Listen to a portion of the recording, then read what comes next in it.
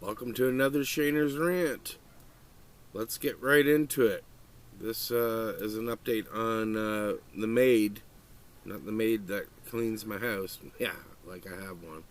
Anyways, conservatives have opposed the expansion of the MAID for mental illness as the sole underlying condition from the very beginning. That's why we welcome the MAID committee's recommendation to indefinitely pause this expansion. The evidence has always been clear, and we're encouraged to see the committee recognize the serious concerns that Canadians, experts, and conservatives raised for years. The next step is clear: support Bill C-218 and permanently stop this expansion. And what is the MAID committee? I googled that. And this is a special joint committee on medical assistance in dying, was appointed to undertake a review and review the provisions of the criminal code relating to... Oh, hold on. I forgot to click on it. Now I'm glitching. Hold on. Everything's glitching. Okay, sorry about that. So this pulls up the recent business, medical assistance in dying and mental disorder as the sole underlying medical condition, a complex and challenging conversation among Canadians. This was presented to the House on June 17th, so just recently, 2026. And anyways, we'll skip all the I can't talk today. Anyways, the recommendation in the end was that the Government of Canada amend the criminal code to indefinitely exclude persons whose sole underlying medical condition is mental illness from eligibility for medical assistance in dying, which I wholeheartedly agree with. I mean, think what you will about MAID. I understand why it exists. I don't think it needed to be expanded beyond its original parameters. I've done stories on this show about a doctor meeting a guy right outside of Tim Hortons and saying, all right, yeah, you're good to go. We're going to meet you at a facility and kill you. It's that simple. And that's just dead wrong. It's evil. It's corrupt. It's every bad word you can think of. And I don't think that was the purpose of it. And I don't think just because you are battling depression and that is the sole reason. I've battled it. I still battle it, and I know a lot of people that do. And just because you could go into, you know what I mean. I don't have to get into it. It's just wrong. Think what you will. Leave some comments. I'd love to know what you think. I think that there's other valid reasons for MAID. I would never choose it. Maybe that's selfish of me, but I'm not there yet, so I don't have a reason. But just because you're battling depression, there's always going to be a solution. It may feel like it's the end of the world, but it's not. And if you're at the end of your rope, talk to somebody. Please, talk to anybody. And if that person can't help you, talk to somebody else. Keep talking. Talk and talk and talk. Ask for help until you get the right help. And a doctor might put you on medication, and it might be the wrong medication. And you might end up being a guinea pig. But sometimes that's what it takes. And I've been through it. And there is a light at the end of the tunnel. There really is. And there's going to be hard days that follow, but you will get through it. You will. And a little bit more on this from Andrew Lawton. Today is a good day after months of study and deliberation. Parliament's Special Joint Committee on Medical Assistance in Dying released its report today on the forthcoming expansion of MAID to people with mental illness. The committee's report has a single recommendation, which I read, that the government indefinitely exclude people with mental illness as the sole underlying condition from eligibility for MAID. This recommendation was endorsed by Liberal and Conservative members of the committee, reinforcing the importance of non-partisanship on the issue. I'm proud of my colleagues and my work on this vital issue. I hope the government will heed the recommendation and support Bill C-218. Well, I can hear that rain coming down. That was a good call. I was debating, should I go outside and do some yard work? But no, it's podcast time. Anyways, moving on. Double whammy from two people that I follow. Northern Perspective and Michelle Ferrari. Failure is the Liberal playbook. A damning report shows that their child care program is failing 66% of families. Instead of fixing it, the Liberals are pointing fingers at the provinces. Let's give this a listen. If I can get it to work. The Auditor General has done a report federally as well as Ontario. And I think the most shocking thing for people is that the people who are most vulnerable, the lower income people, are not accessing this program. And that's not what anybody wanted. Like, isn't that what the whole point of it was? Right? And only 1 in 3 families are actually accessing it. So 2 out of 3 families can't even find a space. So affordability increased. They brought fees down, but the wait list just went out the window, like in terms of how long you have to wait. People are on a wait list before they get pregnant. Their child goes to school and they still didn't get a spot. You actually called this in the House of Commons. I remember the clip. We played it. You played it. This is a political game because they're failing as a government in all areas. Housing, cost of living, and this is a distraction. We're giving you $10 a day daycare. The Liberals are setting it up so that when this fails, it's on the province's backs. They're going to be the fall guys for all of these shortcomings that everyone is ringing alarm bells about. It's not just Conservatives. Just Google it. Just Google childcare. Every single day there's an article about this. Every day. And the minister will say, well, the Conservatives say, don't do nothing. That's not what we're saying. We're asking you to include everybody. We're asking you to offer choice. It's exactly it. So this is, again, a Liberal playbook. I'm telling you, if you want to study what they do, study $10 a day Liberal childcare. This is what you want to study. So they create the program. So childcare is not federal jurisdiction. It's provincial jurisdiction. They downloaded it to the provinces so that when it fails, and it is, guess what? Not our fault. Not our fault. It's exactly what Mark Carney is doing with this pipeline. Every single day in the House of Commons, Patty Hyju gets up and says, we have affordable childcare and it is changing people's lives. No, it's not. It's helping 1/3 of families in this country while destroying 2/3 who are literally stressed out of their minds. The auditor. This is not the first time I've posted information, whether it be videos or I've read articles about this $10 a day care. It really put a lot of daycares out of business because they couldn't compete, and so much backlog too. I don't know how people are even getting by anymore. How do you get $10 a day daycare? I guess the rest of us are paying for the rest of the daycare for the day. I don't know. I'm so out of the loop on that one.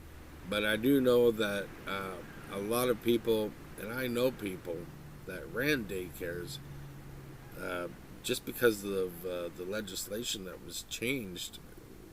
They couldn't do it anymore. Anyways, moving on. Now, this next video is from Mario for the North.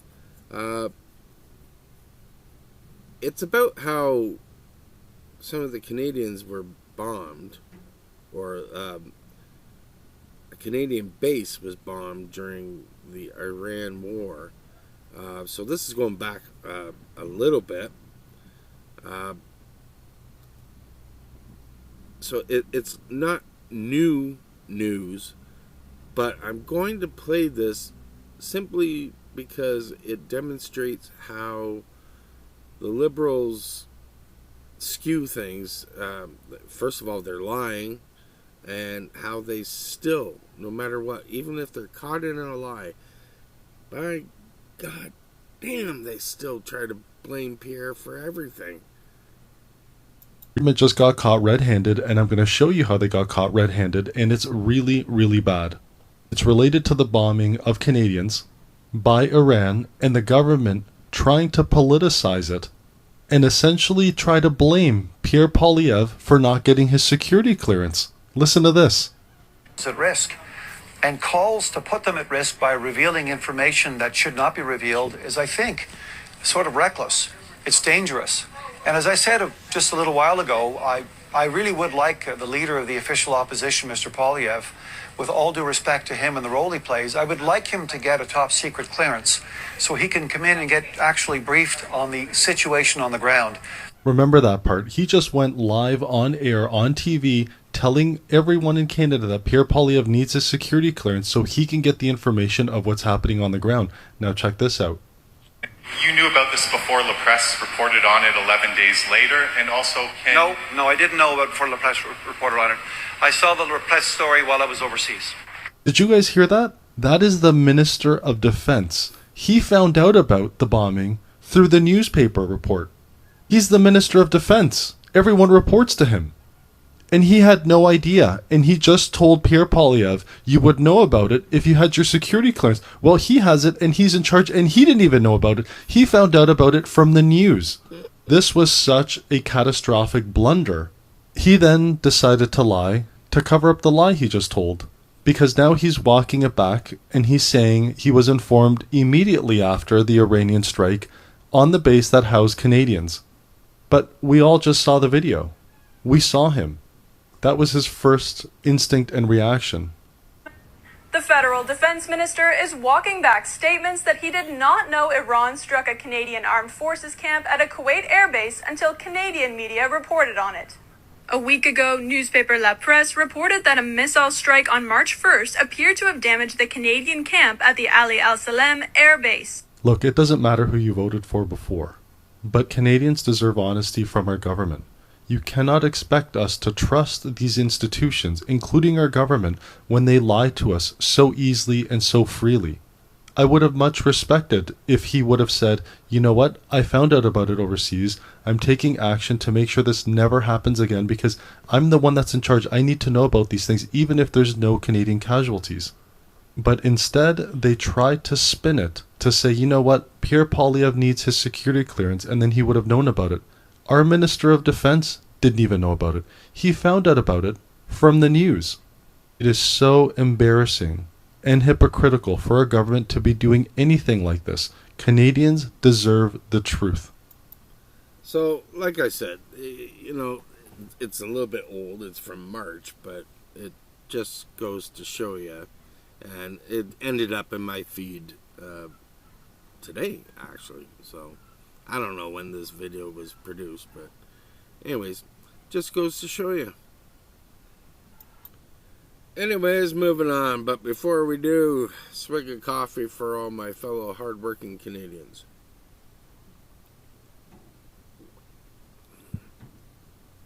I'm getting coffeeed out today. I made a huge pot, and I've just about drunk it all. Drank it all? Drunk it all. I'm not drunk. Maybe later. Alright. Here's a good one. What's that guy's name? Hold on. Sorry, I had a brain fart. Here's Minister Champagne being grilled about the Alto business, where his wife or partner, whatever she is, and she's like a vice president or something like that. And so it's totally,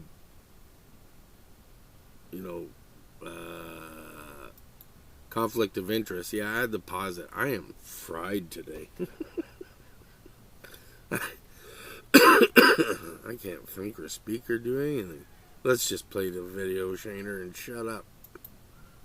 I want to specifically look at the February 25th, 2026 vote, in which you voted in the House of Commons against motion number 44 to delete clause 191. You voted against that specific motion, correct? Mr. Chair, like I said, I comply with all the obligation under the Act, and the answer, Minister, is you did vote against that motion. That was very specific to delete clause 191. Now, what was in clause 191? The High-Speed Rail Network Act, to delete that from the Budget Implementation Act. Now, Minister, just to confirm, the High-Speed Rail Network Act dealt exclusively with Alto, correct? Monsieur le Président, comme je l'ai dit, je me suis toujours conformé. As I said, Chair, I have always followed all of the rules. My colleague understands as well 6.1 and 6.2, Section 6.1 and 6.2 of the Act on Conflicts of Interest. Dealt specifically with the High-Speed Rail Network Act, and that act dealt exclusively with Alto. Okay, let's pause it here for a second. I should have said this in the beginning. This guy Champagne has said in the press and publicly and everything that he has recused himself from voting on anything to do with the Alto Rail. He has nothing to do with it. Does not vote, does not have anything to do with it. But if you look at the title here, he's voted 13 times. This is why it's a conflict of interest. So you said that the ethics screen was in place to prevent you from making decisions, discussing, or voting on matters related to Alto, with the caveat that that did not extend to matters of a general application. Motion number 44 was not a matter of a general application. It was very specific. It was specific to advancing the Alto project, nothing more and nothing less. Isn't that right? Monsieur le Président, encore là, comme je dis, je me suis conformé. Chair, as I said, I followed all the rules, and my colleague, I believe, is a lawyer. I would invite him to look at the different modalities of the legislation and the jurisprudence on general application rules and conflicts of interest, and how it allows MPs to participate in votes and debates. This is a principle that is well established not only here in Ottawa, but is included in provincial legislation, and it's among best practices. Minister, if that isn't specific, if that doesn't relate exclusively to Alto, then what could be more specific than that? Than a clause to delete advancing the project? Monsieur le Président, comme je l'ai dit, moi je me suis conformé à toutes les... As I said, Chair, I followed all the rules, and I would invite my colleague, I think he's a lawyer, in fact, to read the legislation and the jurisprudence regarding general application rules. And it's not... Merci, Monsieur le Ministre. Je comprends la réponse. Thank you, Minister. I understand your answer. What good is your ethics screen if you can vote on matters that specifically and exclusively relate to advancing the Alto project? And by the... First of all, okay, the guy's French, so he can speak in French. He's being asked in English, so he's just being ignorant on that. Whatever. But he's being real ignorant on not answering the frickin' questions. And this is what liberals do. That's their playbook. Just don't answer the questions. By the way, your spokesperson, John Fragos, is quoted in an April 6, 2026 National Post article stating, quote, "The minister fully respects the screen," meaning he is neither implicated in nor party to any discussions, decisions, or votes related to Alto. That is simply not true. You voted at least 13 times on matters related to Alto. You qualified that by saying that it was a matter of a general application, but then you can't explain how it is that you voted against motion number 44, which was not a matter of a general application. Minister, I'm going to give you time to respond to that. You've got Merci, 55 Monsieur le seconds. Président. Comme j'ai dit, le principe d'application générale. The general application rule allows members of parliament to meet their obligation and allows them to vote, because the people from Saint-Maurice Champlain have the right to have me vote. They elected me, but in his interpretation, given that he pays no attention to the jurisprudence, experts spoke to this, so the people from my riding have a right to all of this, and this is why I followed all the rules and all of the exceptions included in the legislation.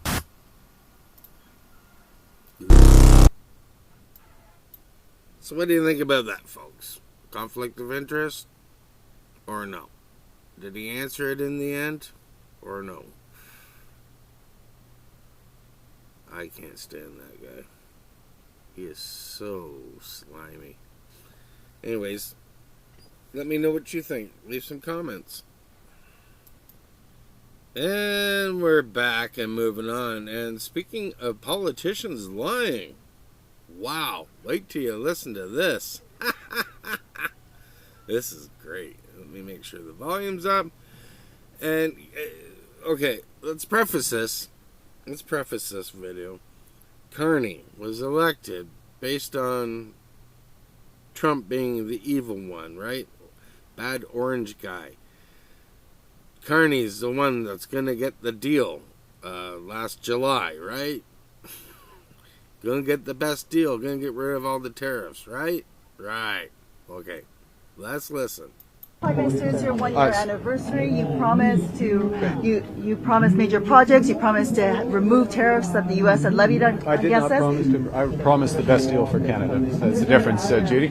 And we have the best deal for Canada right now. 4,000 jobs were lost in February. What results? Okay. The man has literally done not a thing to negotiate with Trump. Nothing in a year. And we have the best deal. This is not the first time he said it. Let's go back. This is not the first time. We already have the best deal. Right? We're getting obliterated apparently with tariffs. Trump's the evil guy. It's killing our economy, right? But we have the best deal. Okay. Make sure I am recording. Okay, we are. Alright. Here we go. Let's start this over again. On your anniversary, you promised you promised major projects. You promised to remove tariffs that the U.S. had levied against us. I did not promise to. I promised the best deal for Canada. That's the difference, Judy. And we have the best deal for Canada right now. 4,000 jobs were lost in February. What results do you have in this first year that you can present to Canadians? I think many Canadians would feel that it is a disappointment. Judy Trinh. I just want to call her out in a good way, because she is one of the few reporters that I hear that does call out all politicians with the same level. Doesn't matter if it's NDP, Conservative, or Liberal, she approaches them all the same. Accountability. So just hats off to Judy Trinh for doing that. She's also the one that called out Mark Carney during the election on Paul Chang. And I had the pleasure of actually meeting her in person at Tamara Leach's court hearing when her and Chris Barber were actually sentenced. So just hats off to the question, because she's voicing what a lot of Canadians feel. That this is a disappointment. And the arrogance of Mr. Carney on full display. This is the amazing thing that popped out from this for me, folks. So she says, you promised to remove the tariffs that the U.S. was imposing on us. And then Mark Carney steps forward and says, no, I didn't promise that. I promised the best deal in the world, which is what we have right now. Wait a minute. So, Canadians, and swing voters included, I hope you're paying attention to this, because this is really important. So, Mark Carney, during his Liberal leadership and during the election, was telling Canadians that he was the only guy that could handle Donald Trump. He was the guy that knew how Donald Trump operated. He was the only guy qualified to negotiate Donald Trump. And he was implying to Canadians, and it's a pretty safe implication, that he was going to be the one to deal with Donald Trump to get rid of the U.S. tariffs. That's why he was elected. Yep. And he said there was going to be a deal in July, and then late July, and then August, and then it didn't happen. And he was called out for it not happening. Now he's saying, well, I didn't promise anything. I just promised that we'd have the best deal, and we have that right now. So what Mark Carney is saying, everybody, is that he's done nothing, and you should be grateful for it. This is what he's saying. I've done literally nothing. I've accomplished nothing with Donald Trump, even though I said I was the only guy that could, and that's exactly what I delivered on. What? Did you just hear what I heard? This is Mark Carney, folks. This is basically him showing everybody who he is. And as Dean Allison has said, believe him. Prime Minister, it's your one-year anniversary.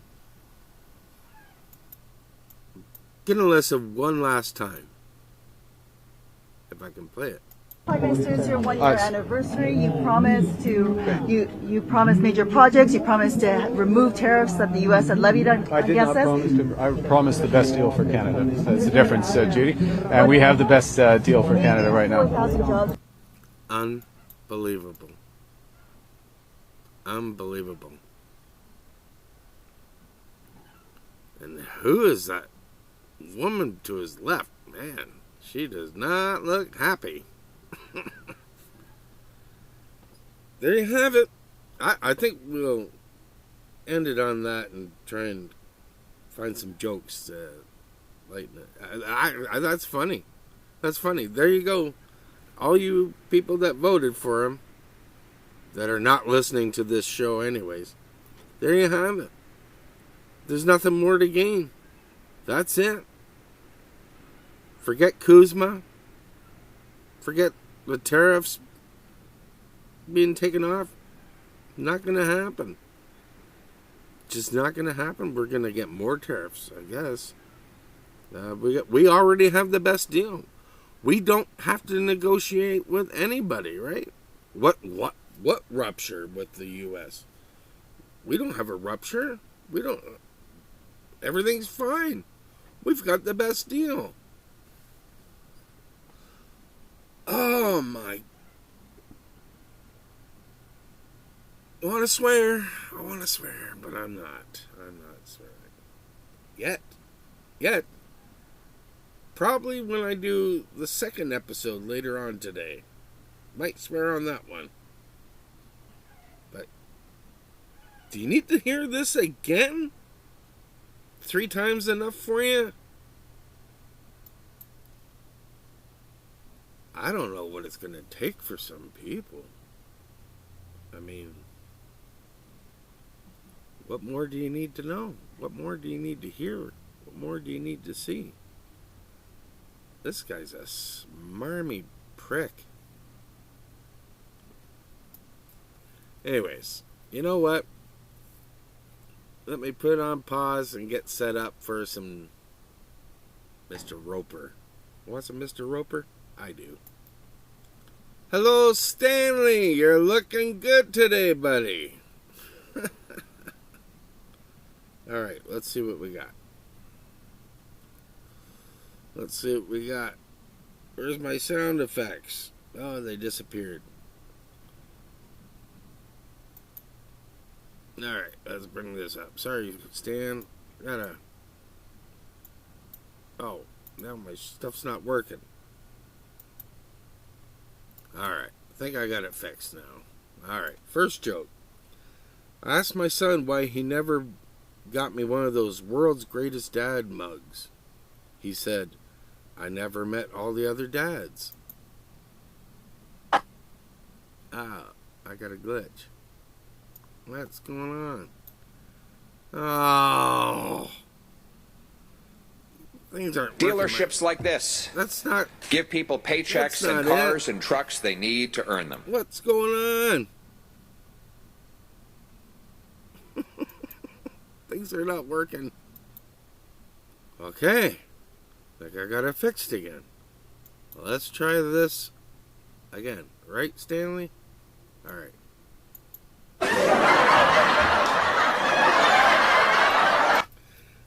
Delayed reaction. My teacher once told me I had nothing but twigs for brains. That comment still sticks in my mind. Alright, let's call it a day. Let's get this all set up and clear. Alright, and we're back, and we're gonna end this. Things are falling apart. Going off the rails at the end here. Anyways, oh shoot, I forgot one thing. You know, the problem is I've got so many things open on one screen, and I cannot manipulate all the different sizes at all times. It was kind of easier when I was using two computers, so I might have to go back to that. Anyways, thank you so much for spending time with me. I hope you learned something. I always do. And you have been a dynamite audience, and you deserve to give yourselves a round of applause. So here we go.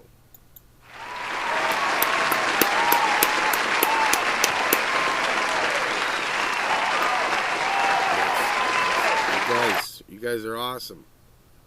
You know, I really do appreciate people tuning in and watching what I do. I really do. I don't imagine I'm going to get 1 million subscribers, but I'll take what I can get, right? Anyways, take care of yourselves, take care of each other, God bless, and all that jazz.